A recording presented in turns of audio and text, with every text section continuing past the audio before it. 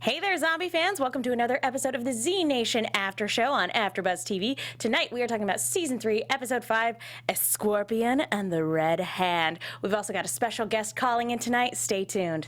You're tuning into the destination for TV superfan discussion, AFTERBUZZ TV.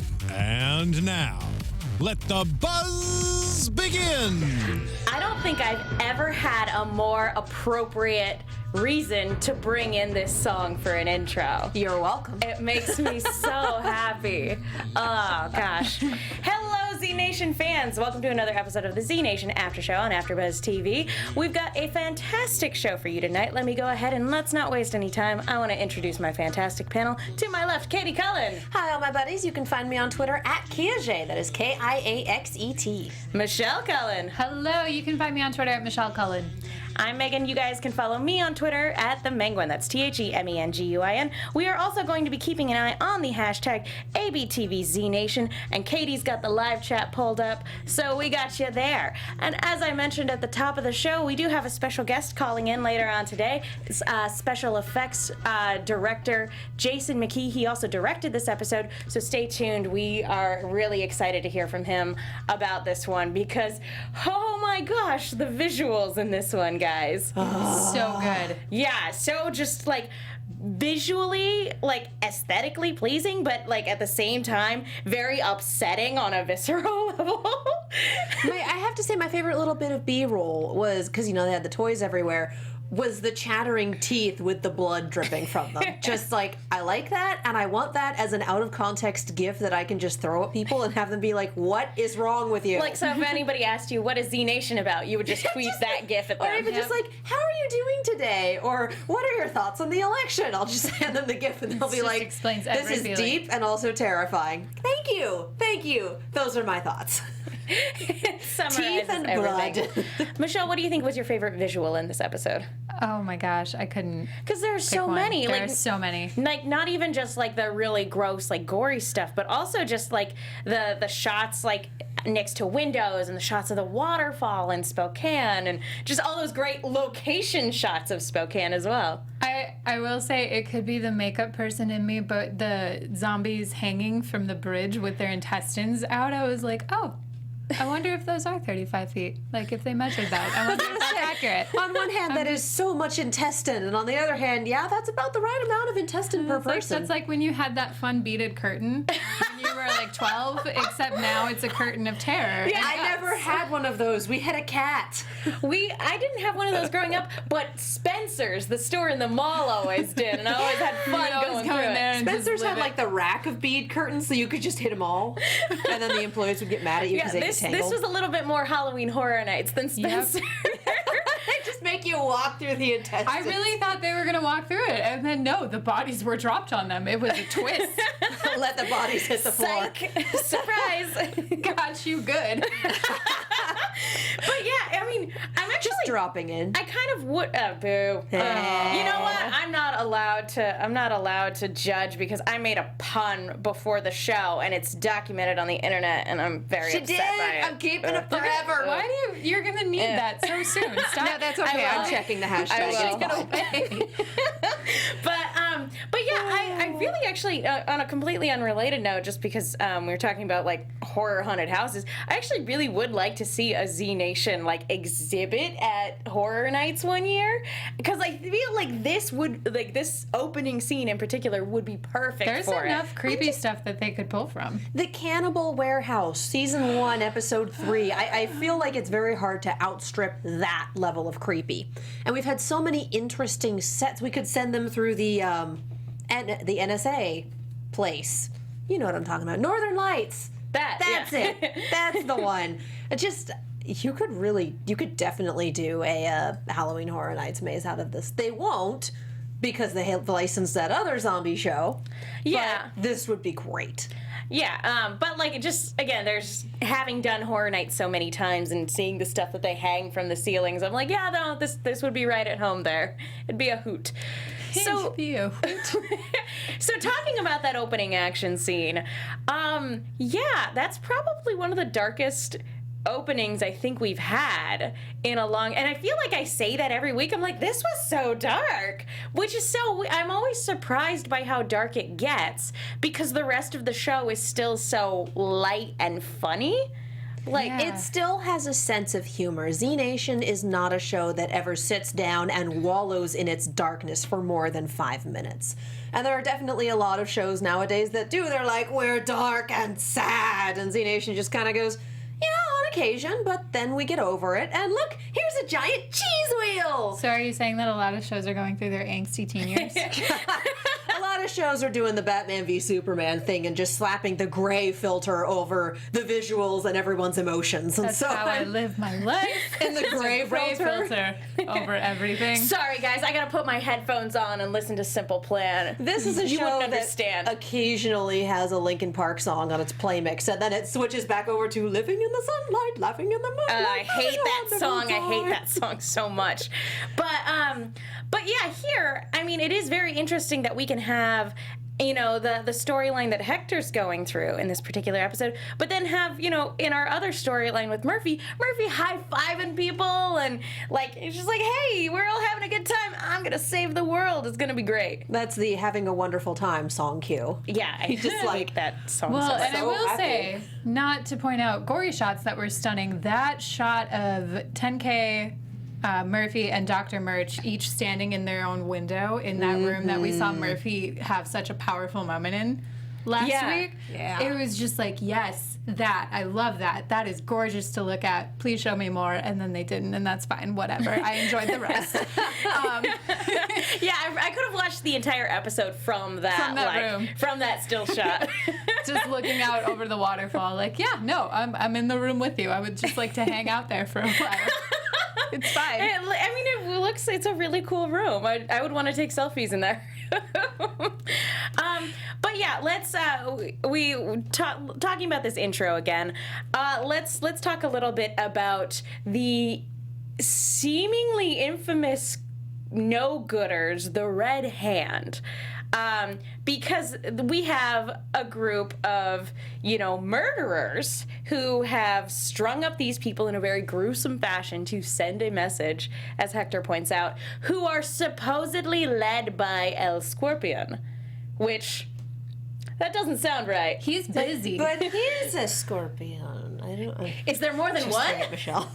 Now here's twist. Here's the question, because you brought it up before the show, Katie, that this is a very ambiguous group because according to their account, you know, their friends were murdered so that this other group could steal their food, and so they were acting in retaliation and getting revenge on said group. That's their account. The account. The Red Hand thinks that these other people have stolen their food, and these other people are like, no, we found this food, and then you murdered a bunch of our friends. What the heck? But, again, according to the Red Hand, they're like, no, you had to murder our friends to get that food. And then they were like, well, we did what we had to. It's the apocalypse. So we have two groups of people. Nobody's right. Well, yeah, we have two groups of people who think they're, you know, who are the protagonists of their own story, who are at odds with one another. And our group is just kind of caught in the middle. And was it me, or when they first pulled up and went, you know, there's this group that's killing our friends, did you guys react, just keep going, guys? Yeah. This has nothing to do with you. Just keep moving. You're going to get dragged into, like, a turf war. Just I feel don't. like that's just one of those, well, that sucks for you. We were just going that way, so we're gonna Sucks for pass you. through the curtain. Goodbye and we're forever. going in. Yeah, pretty much. Like, see ya. Let me see your hands. No, let me see the other side of your hands. Like, do you want to make sure I wash them before I eat? Jazz hands? Jazz hands. Jazz hands. So how about you, Michelle? What do you think of these two groups? I think it's interesting, and it's just really an example of fantastic writing that you kind of get used to watching a show, especially as it's going into season 3, and listening to the lines in the story and be like, oh, I'm introduced to this group of people first. We're going to learn about them, and then we're going to become attached to them, and then they're going to die, and that's fine. And that's that. But we really We have a formula. we get that stuff of like, oh, their entire, you know, family group was slaughtered in a really harsh way by other humans. It wasn't seasoned. It was like, oh, humanity in the apocalypse, am I right? And then we learn from the one survivor of the Red Hands, like, no, that's not right. that's not right. Let me tell you my life story for a second. That's the opposite of right. And then we get that same level of emotional investment, and then it's kind of like, it's ambiguous. It's just, who do I support? Who is right? Who is wrong? I'm going to eat popcorn and be thankful I'm here. And we also got a conversation in Spanish, which if you don't speak Spanish, you are SOL. Yeah, the subtitles were in Spanish, and I was like, no, I needed those. We didn't get subtitles. We didn't have the benefit of subtitles. I'm having to use like my very, very rusty Spanish speaking skills to glean what they're talking about, because I'm like, yeah, it's definitely been several years since I've spoken this language.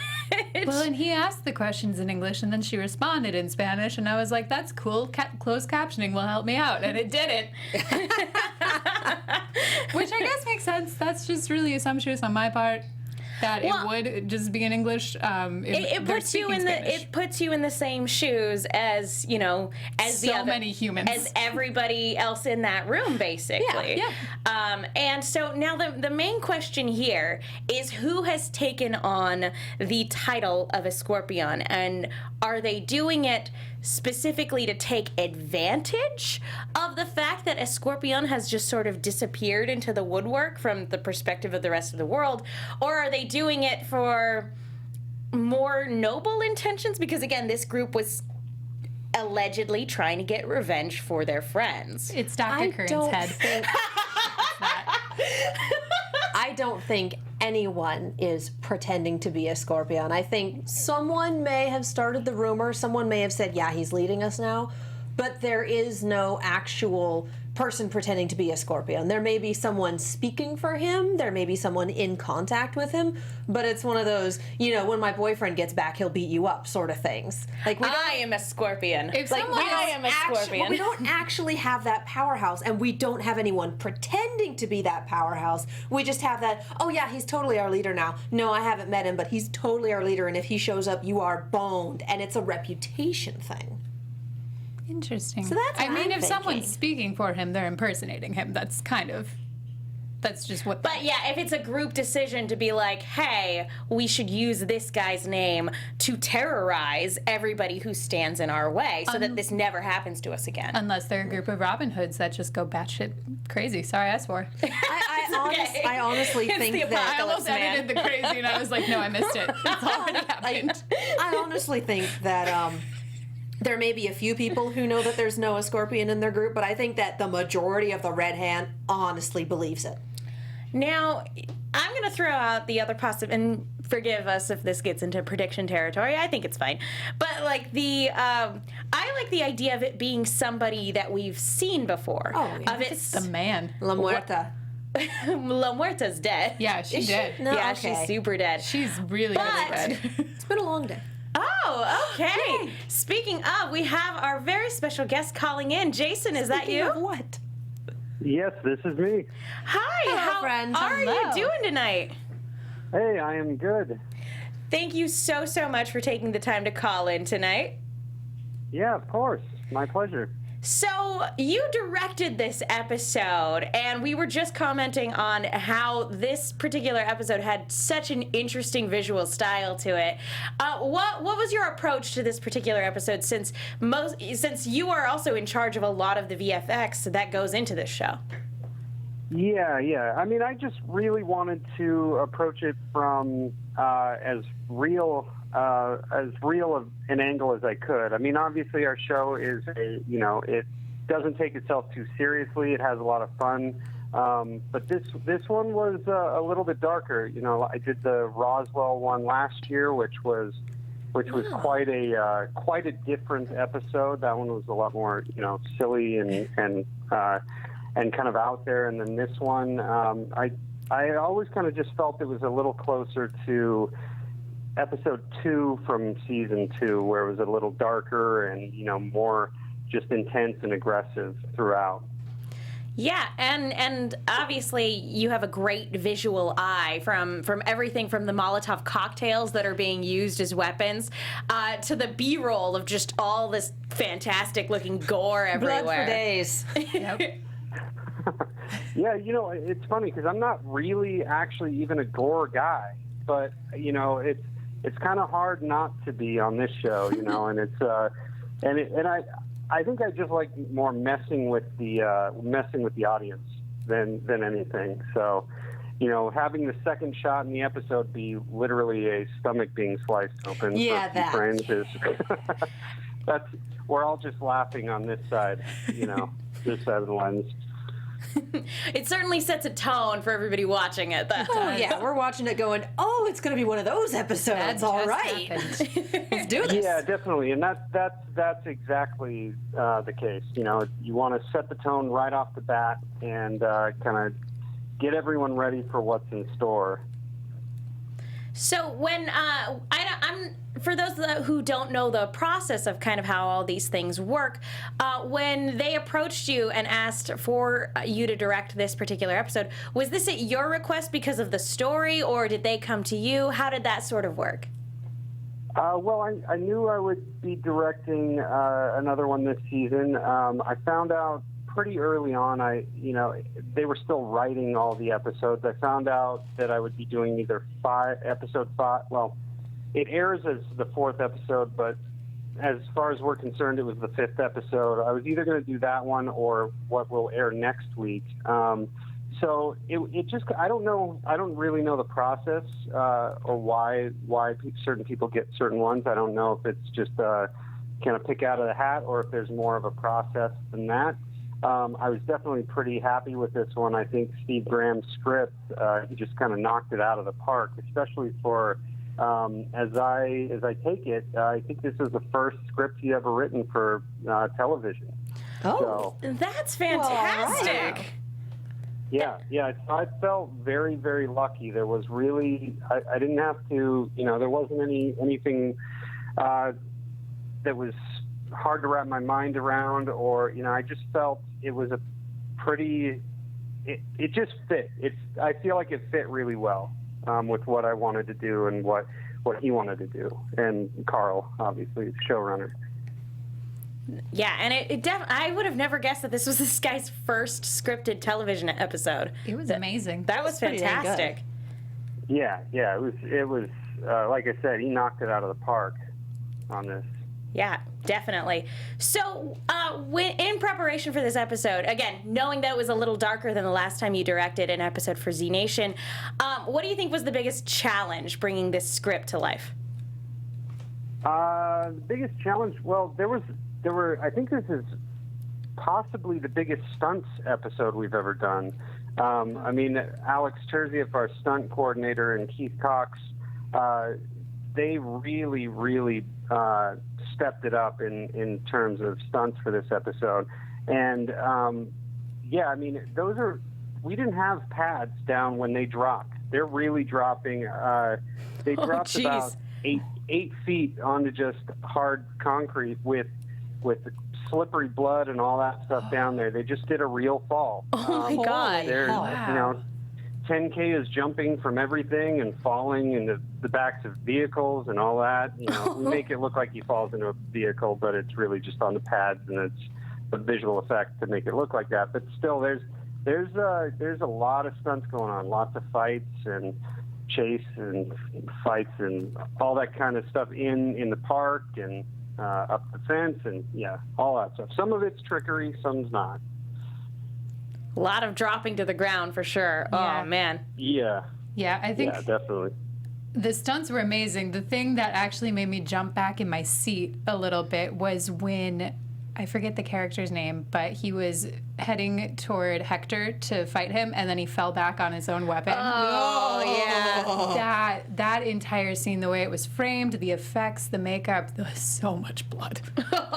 Oh yeah. That's the character of Ryan when Hector pushes him away and he falls back on his knife. Yeah, that was a fun one to shoot. That it looks like it. Yeah. Yikes. So, do you normally? Obviously, you got to direct this one, but as the head of the visual effects, do you guys typically lean more on the practical effects side of things, or do you lean more on the CGI side of things, or do you kind of prefer a blend of the two in order to get all of those shots to look as good as they do? Because they looked fantastic in this one. So surprisingly enough, I'm always more of a practical guy, not out of laziness, just because I think it's always going to look better. So I try to approach it from, okay, how do we do this practically? And we're on such a low budget on this show sometimes that the easiest or cheapest solution is often not practical. Sometimes that works out great, sometimes less than others. But yeah, we always approach it from a practical first, if possible, then VFX combo. And then if we have to do it entirely VFX, then we do it that way. But I don't prefer that as much. Because, yeah, I feel like there's things like the zombie tumbleweed where you have to do it completely in VFX. That's kind of a hard thing to do in real life without someone getting seriously hurt. Oh yeah. I mean, there's some things where there's really no other option. We were always calling it the zombie scrum, and that was 100% CGI, and then the guys that fall off were real, but again. This I concur with you. I always think visual effects, practical if you can do it, is usually the way to go. I'm entirely biased when it comes to my horror movie stuff, so I appreciate your dedication to practical effects first. Yeah, definitely. Yeah, thank you. No problem. So again, getting back to this episode, since it's a little bit of a darker episode on set, and again, we've talked to the cast a lot before, we know everybody's very professional, but how did it change the way you approached from the previous time that you directed the show to kind of, again, everybody's super professional and great in this cast, but like how did that change from the previous time that you directed? I don't think it does, because I think the assumption in a lot of cases is that if you're doing a comedy, everyone's joking around, and if you're doing a dark drama, everyone's sad.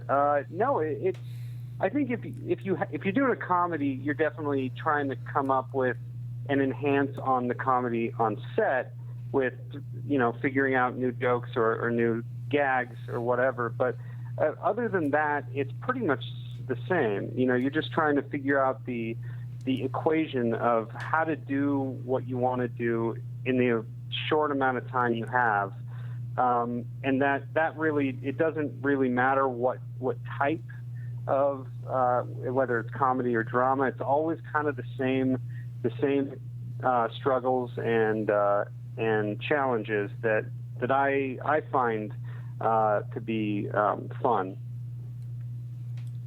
Yeah, no. That's awesome. Yeah.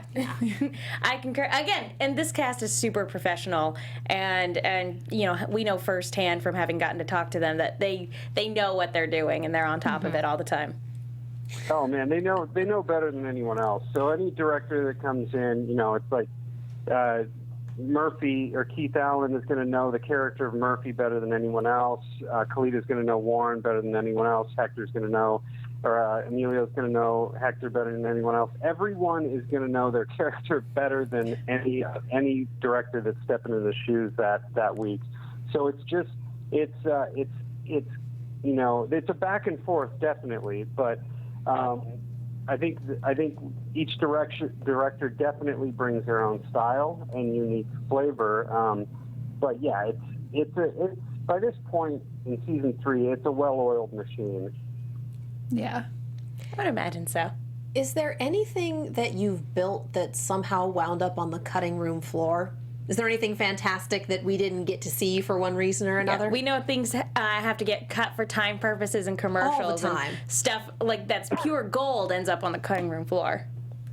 No, well, I'm sure in other episodes. Actually, quite the opposite in this episode. I don't know if I should say this, but when I did the first cut, we were about. I mean, granted, we were still missing a scene in there that was yet to be shot, but that scene was going to be only a minute or so. But I was about 4 to 5 minutes short, so I told Carl I'm going to go shoot a badass chase sequence through Riverfront Park in Spokane, Washington, and it's going to be 3 minutes long, and I just needed it to be at least that. And then we went and shot, kind of off the cuff, a 4-minute chase scene of 10K running through, fighting, jumping the rooftops, all of that. So it ended up becoming this much bigger deal, kind of because we were short on time for the episode. Oh, it was pretty epic. Necessity is the mother of invention, because, that was a wow. fantastic chase scene. Yeah. But as for things that- getting cut, I meant like anything. Yeah, no. In this one, no. We needed everything, and then some. So yeah, no, we basically shot that whole chase scene, fight scene in an afternoon, just kind of run and gun. Wow. So second unit. Wow. No time to waste. Dang. No. I mean, each episode, this season, we've only been doing 5 to 6 day episodes, which, if anyone knows, that's really, really, really short for an hour-long show. Yeah. Most shows get at least right? 8 days, Yeah. right? Yeah, yep. And I think in season 1, we were at 6 to 7 days, and now we're down to 5 or 6 just because of, the way it goes, I guess. Oh, Lord. Man alive. That is insanely impressive. Yeah. It's a fun challenge, though.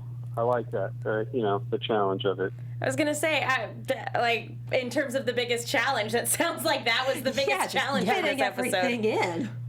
Yeah, I think everyone's going to say probably the same thing. I mean, there's going to be specifics down to specific gags and whatnot. There wasn't, for me in this episode, there wasn't any really tough specific gags that we had to wrap our mind around. I know prior to making it, everyone was asking me how I was going to do 10K jumping into the water. I was like, that was just green screen. I just had 10K, Nat, Zhang just kind of strapped up against the green screen and kind of had him. I'm sure he felt silly waving his arms and pretending like he was going in the water. But then, we just shoot plates of the waterfall and then put him in it. Well, again, it looked really convincing. This was a fantastic, that whole sequence was really engaging. I never would have guessed that you guys shot it in an afternoon. No, it was so tense too. The two times. It's all of that is kind of. I can't say I really like doing it that way. That's fair. Where I have to shoot 4 minutes of usable footage for an action scene in basically an afternoon. But I think maybe when your ass is against the flames, you kind of have to. It's like writing an essay the night before it's due. That's how I got through college. Me too. That seems like me. You load up on Red Bull and then you just go. Yep. Yep. That's I'm an definitely English how it major. goes. Did that more than once. Haven't we all? Yeah, yep. So, again, to kind of get back to where this episode in particular fits, we get a lot of sort of setup in this episode. How did you feel directing, what I imagine will be instrumental in a lot of different storylines down the road? I really liked where this one sits. I like that we're introducing a group that I could pretty much say, well, I'm sure we'll see some more of in the future, and I don't want to go into how that will. And we don't want any spoilers. It's fine. Yeah. But yeah, I can pretty much guarantee we'll see some more of that in the future and how that plays in. But yeah, definitely you get some more backstory on Hector, and you kind of start to understand what he's going through, him and Warren together, and then sets up some storylines down in the future. Warren had better not date him or he's going to die. Yeah. I know. Seriously, she does have pretty bad luck when it comes to men. But actually, We're at one per season at this point. That actually brings up a good point. Is we did have this wonderfully emotional scene between Hector and Warren when, for a brief second there, he thought she was gone, and And I wanted to know, what was it like on set seeing Emilio give that very moving performance of, like, you can't leave me? Like, 'Cause I he's need you. So let me give you a little backstory on that scene, actually, to begin with. That scene really didn't exist before. It used to be that, and it was good before. It was the bomb zombie comes up, it explodes, she throws the monkey out, it explodes back, and then we were just going to have a get back, and, you know, it explodes near them, and then they get up and they have a zombie fight, and that would have been fine. But the tease on the war and death came out of, I just knew with the time frame we had and what the resources that we had, we probably wouldn't pull off the gag that well. So I was like, well, screw it. Why don't we just play it off of her face, and then you know, make you think that she's accepting her death, and she gets blasted back, and then Hector comes over, and then we get into the fight. And so that just came out of knowing that with the time constraints and the resources that we had at that moment, we probably wouldn't pull off something for just a gag. And so I thought there was more opportunity to do something interesting there than just a gag. So that's how that kind of all came out. I gotta say, Emilio and Kalita were amazing in that. Emilio kept, you know, first off, he came up to me, he's like, I don't think I should cry. I was like, I'm not asking you to, just whatever you think you would do in this moment. And then I kind of, is cool. And then I kind of ran him through maybe some thought processes. Man, those two are so game to play that it's awesome to direct them. And it's awesome to see the process, because he takes you right to that point of almost crying, but not quite. And I think sometimes that's even more touching than you know, full on faucet, you know, turning the faucet on. So yeah, it's always great to work with them. The entire cast, really. I mean, this cast is great. Yeah, I think you're right. I think tears would have been a little over the top for that particular scene. But holding back just a little bit, I think it was enough. It was such a powerful moment. Mm-hmm. Yeah, and again, I think it says a lot about, like, where their relationship is at right now, and, you know, how he's developing as a person, trying to get away from his past.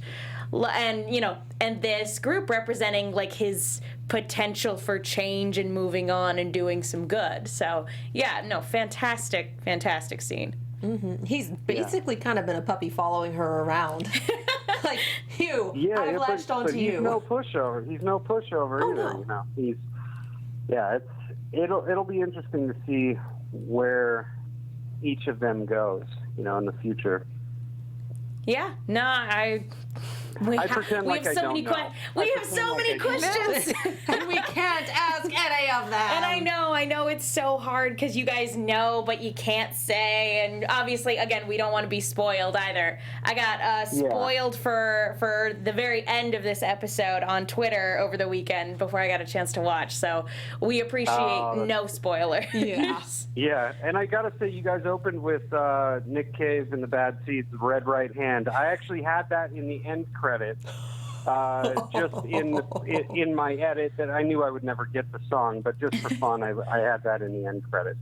So it was funny. That's hilarious. Yeah. Is that where the idea of the group came from? Just like, hey, I'm jamming out to this song. There should be a group in the apocalypse called the Red Hand. I'm not sure. I wasn't in the writer's room, but maybe. I don't know. But yeah, no, I love that song. So when they called the group the Red Hand, I was like, that's fantastic. And I just started humming it to myself. Oh, yeah. That makes me very happy. So, do you guys have any other questions for our wonderful, wonderful guests? We start getting to that point where we need to probably wrap it up a little bit. Not at the moment. I really enjoyed this one. Yeah, this is one of my favorite episodes out of all 3 seasons. I Hands concur. down. I concur. Awesome. I've got one more question for you because again, I know that like you guys had this crazy time constraint and everything like that. But I want to know, what was your favorite behind the scenes moment directing this episode? My favorite behind the scenes moment directing this episode. This episode was a pretty it was a pretty easy one. I felt like there wasn't any crazy drama or crazy mishaps. The big wide shot where everything is with Doc and Addie and Sunmay and the Red Hand starts attacking.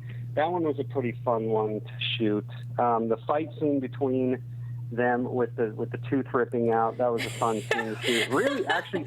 Really all of it was fun to shoot. So it was like every day there's something big and the dramatic scenes with Warren and Hector, all the fight scenes. I guess probably our single biggest day was that opening fight scene with the disemboweled zombies, and that was fun. That was a big stunt day, and we ran through kind of the whole scene and all the fights all at once, and it's like because it's not that difficult to direct a fight, but when there's 4 fights happening all at the same time and each one has to time up with the other one, that's when it gets chaotic. So when we first ran through that, it was like, okay, well that's crazy.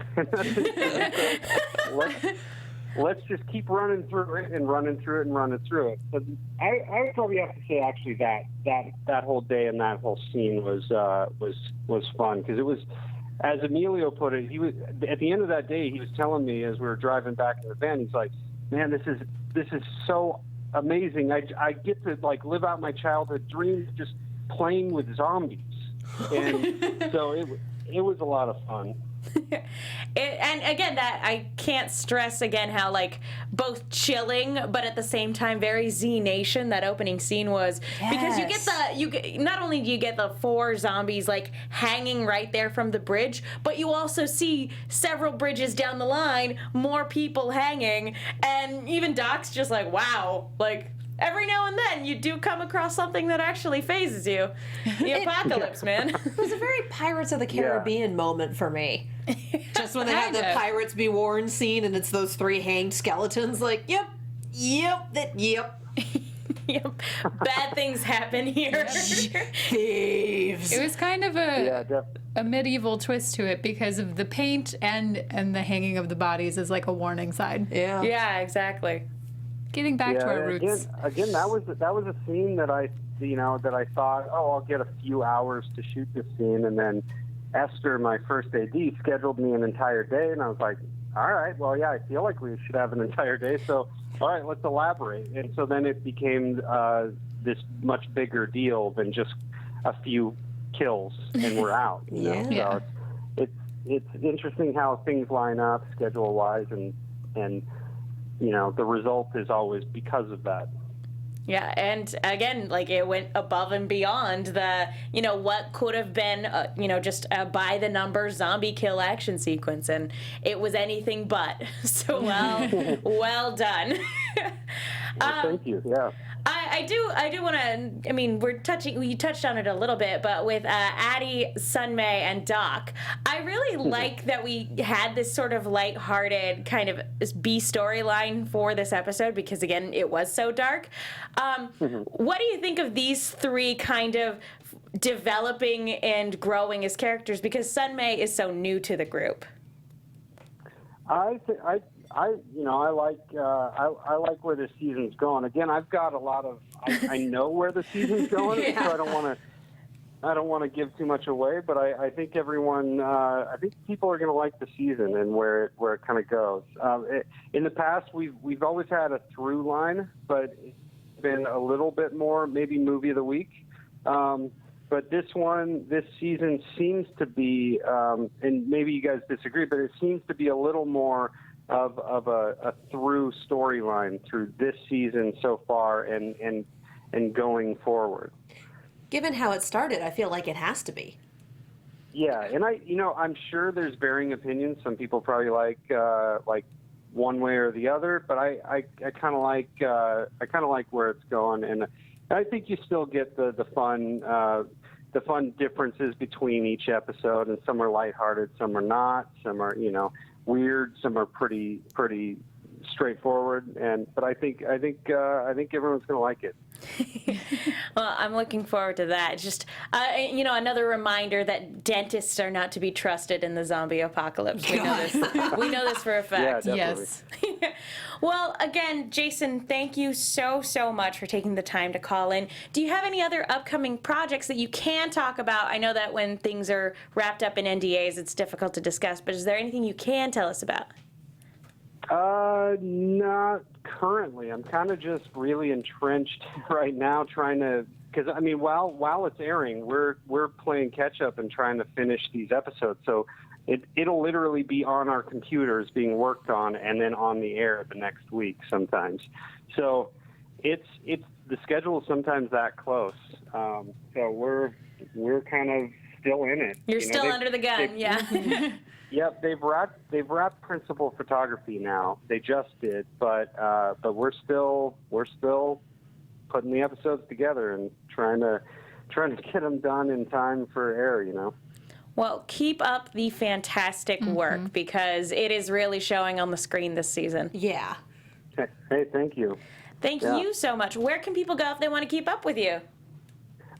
They can go to Twitter, and it's at Gorgonzola. That's like the cheese, but with no N. That is me. Well, again, thank you so much for taking the time to call in. Can't wait to see what the rest of the season has in store. Hey, thank you. Anytime.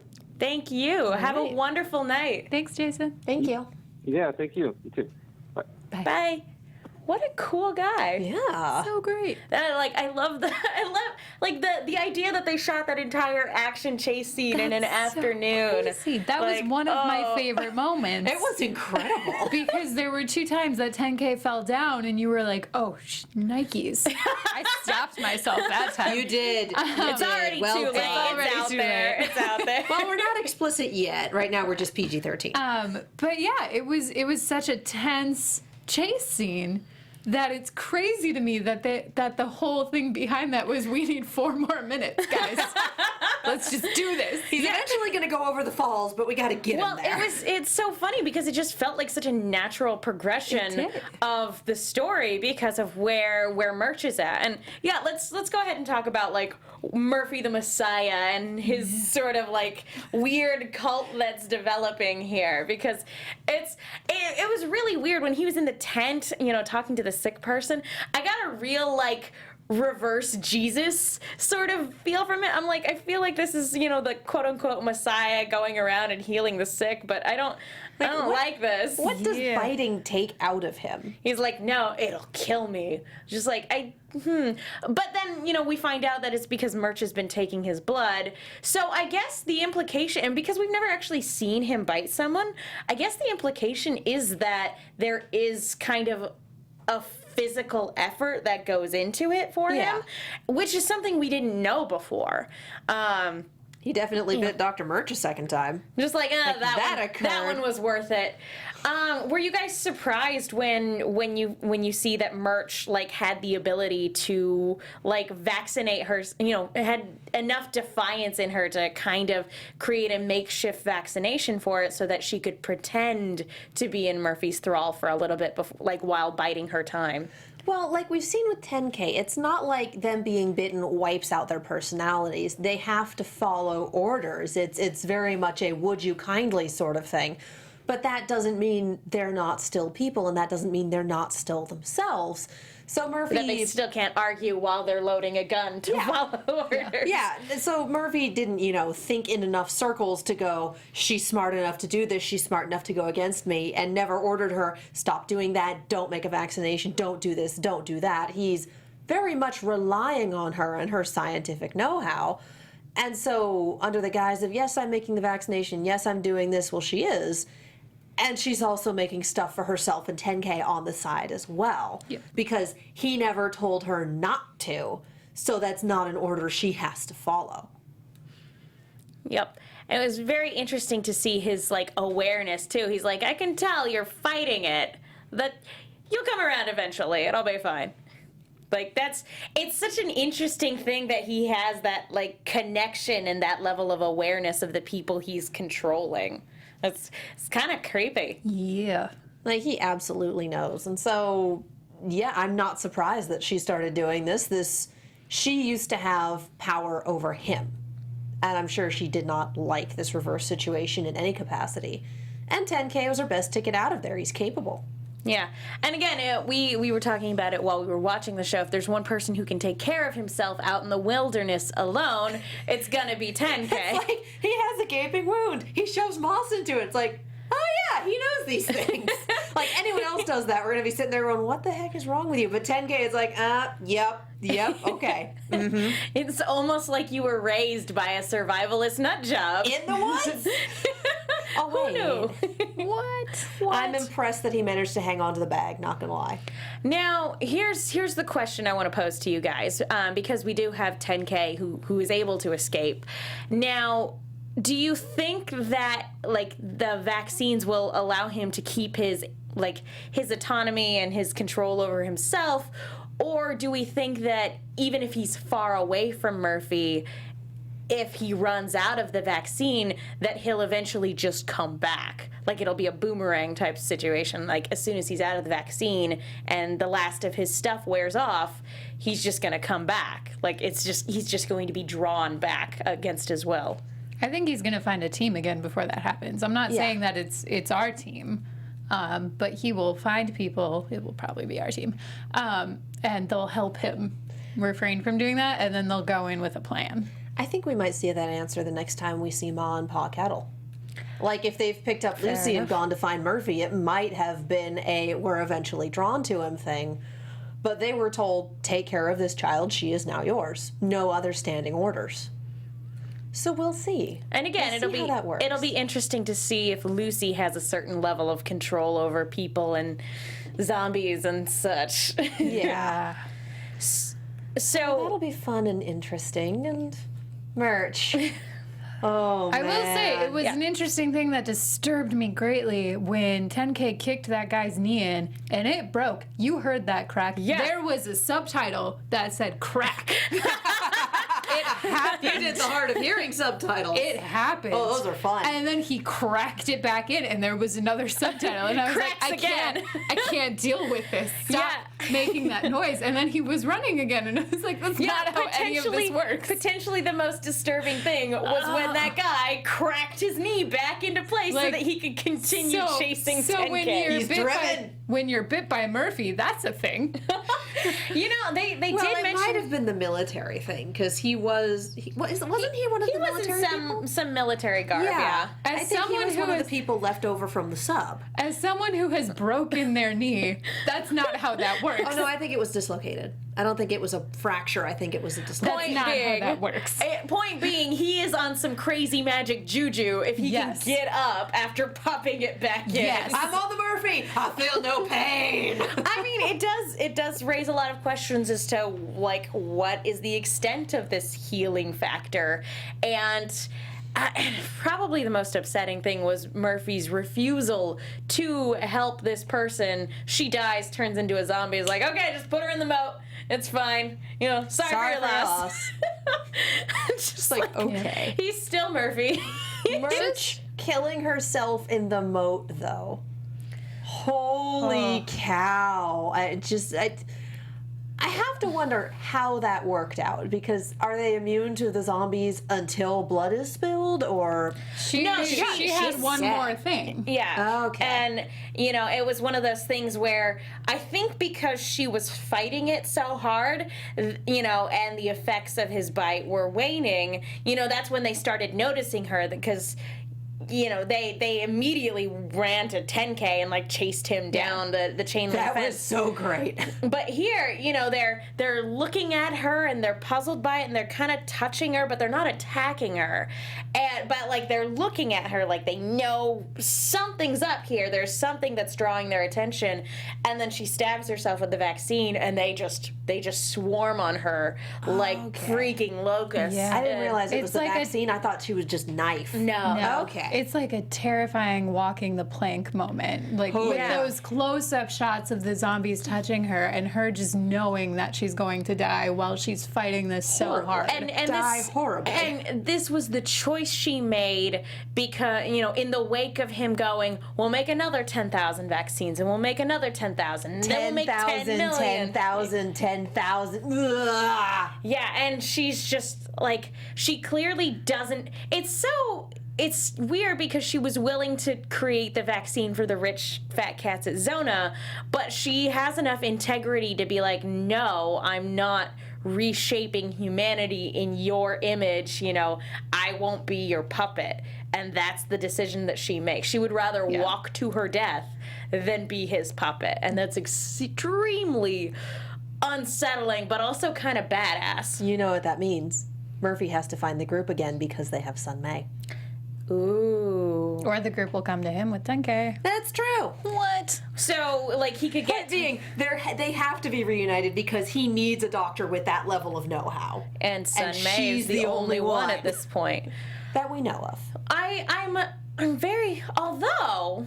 We'll talk about it in predictions in literally just a minute. I am sad to see Murch go. Because she was, especially having, seeing her go this way. She's it's like, there's so much I want to know about, what we missed. I will say she's in the previews for next week's episode. Yup. So she's Sitting not, on that a is chair with her skull opened. She's not gone. We get the actress for one more episode. But she's definitely sitting on a chair with her skull opened. Like, this is not... Let's just go ahead and get into predictions. Yeah. Because, let's do that. Because that's a scene that we should talk about for next week. He grabs a fork. Look at that light show. He grabs a fork. Look at that light show. He's gonna eat her brains, guys. To be fair, it's been a while since he's had a brain. True. Yeah. Not like an insult, like he ate one. No, let's go with physically. It's I only had a brain. Oh. We already did the Wizard of Oz episode last season, guys. We did, that's right. Who was the Tin Man in that? I'd have to go back and rewatch. But yeah, no, it was the Scarecrow that needed the brain. The Tin Man needed a heart. Anyway, that's neither here nor Both there. of them are Murphy. But we had him eat a brain in the past, but we didn't have, and you pointed this out, we didn't have a warm body sort of scenario where he eats the brains and then he absorbs the memories and knowledge that person had. Maybe that we saw. Maybe it's because that brain wasn't fresh, but like Dr. Murch is here, and that seems to be Murphy's plan, is to eat her brain and see what happens. And see what happens, guys. Pretty much. Why not? It's like experimental drugs. Just do it. And I mean, he did have, I was gonna say he bit her, and so they did have this connection. So maybe that can be used as a way to sort of link the information together. But she injected herself with the vaccine, so I don't know if that is going to be like the. And who knows? It might not work. He might just eat her brain and be like, "Sure, it was delicious." Fava beans and a nice Chianti. Well, and I mean, we don't know for sure that she's dead already in the chair. She might just be almost dead. Oh, Almost dead. Her head was definitely open, though. There was some exposed. You brain. should still pretty be dead. alive. That's with true. that. But Murphy's not skilled enough to do that. Let's be real. I like that prediction that he's either going to seek them out or he's going to get 10K back and use him as bait to lure them in. I think that's a very good prediction because of Sun May. Because they don't know that 10K's alive. Yeah, and so it'll be interesting. Any other final thoughts on this episode and potentially next week's? Next week's episode is called Red and the Wolves. I told you she wasn't dead. Yeah. I told you. Or she's just alive in his memory, and it's the thought and memory of her my God. that that keeps him going. I don't know. But we did have that shot of a murder of crows. So who knows? 5K could still be alive. That's true. Could be. I don't think he was dead. I will say it threw me off that Addie freaked out so much about having her tooth pulled. I feel like she's such a survivalist that she would just be like, get it done and let's move on. But she freaked out. That threw me. I think the line that was the justification for it was like, if she starts losing teeth, then that's it. Like she's just gonna let the rest of herself go or something. I know it was put in there for like comedic purposes, but yeah, it is kind of like weird. It's like, or maybe she was just really afraid of the dentist before the apocalypse. Also, pliers in your mouth, oh God. But we had a conversation in the chat, people talking about how it came out of nowhere. There was a time skip between the previous episode and this episode. There's been some travel involved. There's been enough time for people to kind of congregate around Murphy's camp. Like, this wasn't right after that. And it can take a while for an infected tooth to actually start hurting. Well, and just side note, I know somebody who had an infected tooth and it became a real medical issue. It is a thing, guys. Like, this is not an unknown thing. You can get septicemia. I learned that from the day after tomorrow. An infected tooth can take you down very quickly, and so this is not unheard of. But anyway, we definitely need to wrap it up. Thank you guys so much for tuning in. I want to remind you guys really quickly about iTunes. Thank you to everybody who's gone to iTunes to rate, leave a comment, subscribe. We don't have time to read off anything this week, but if you guys do leave a comment, we will give you a shout out on the show next week. So please go do that. Anyway, again, thank you guys so much for tuning in. Michelle, where can people go if they want to find you? You can find me on the Twitterverse at Michelle Cullen. I'm Katie Cullen. You can find me on Twitter, Tumblr, Instagram, and YouTube at Kiaxet. That is Kiaxet. I am also on Snapchat at Kia Prime. So many of the shows: Star Wars Rebels tomorrow, Arrow on Wednesdays, Blind Spot on Thursdays, and then next week Crunch Time comes back again on Mondays. So many of the things, you guys. It's great. Busy schedule. It's wild. I'm Megan. You guys can follow me on Twitter and Instagram at The Menguin. That's TheMenguin. I'm also on a bunch of shows here at AfterBuzz, and I write articles for The Movie Chick. That's Chick with 2 Ks. Be sure to check those out. Thank you to everybody in the hashtag. Thank you to everybody in the live chat. And thank you most of all to Jason McKee for calling in tonight. It was an absolute pleasure getting to talk to you. Thank you all so much for watching. We will see you all next time. From executive producers Maria Menounos, Kevin Undergaro, Phil Svitek, and the entire AfterBuzz TV staff, we would like to thank you for listening to the AfterBuzz TV network. To watch or listen to other after shows and post comments or questions, be sure to visit AfterBuzzTV.com.